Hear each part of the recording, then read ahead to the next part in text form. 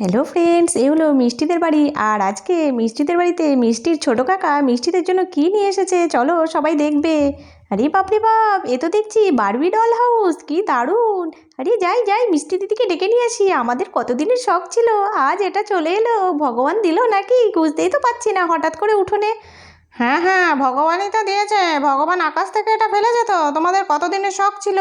আরে ঠাকুরপো, তুমি ওদের একের পর এক খেলনা এনে দিয়ে তো মাথায় তুলে দিচ্ছ। কাকাই তুমি খুব ভালো। আরে এগুলো দিয়ে সাজাতে হবে তো। মিনা কোথায় গেলি রে? মিনাকে ডেকে নিয়ে আয়। আরে মিনা দিদি ঘুমোচ্ছে, মিনা দিদিকে ডাকতে হবে না, চলো আমরাই করে নিই। আরে আরে আরে, তুই এই ছাদের উপর উঠে বসে আছিস কেন? খুশি, চল চল, সাজাবি না? আরে পুবলু, তুই এখানে বসে আছিস, তোর কাকাকে দেখলাম হাতে করে কি নিয়ে আসতে। যাই নিয়ে আসুক না কেন মোটু দাদা, তোমাকে চিন্তা করতে হবে না, তুমি যাও, আজকে আমরা তোমার সাথে খেলবো না। বেশ বেশ, আমি চললাম। আরে খুশি, নেমে আয়।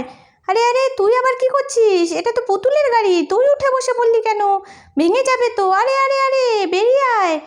এই খুশি আর বুবলু, খেলবো না কিন্তু, তোরা সবাই ঢুকে বসে আছিস, চল, এটাকে সাজাতে হবে তো, কত জিনিস রয়েছে, সেগুলো দিয়ে এগুলোকে ভেতরে সুন্দর করে সাজাতে হবে, তারপরেই না খেলা শুরু করতে পারবো।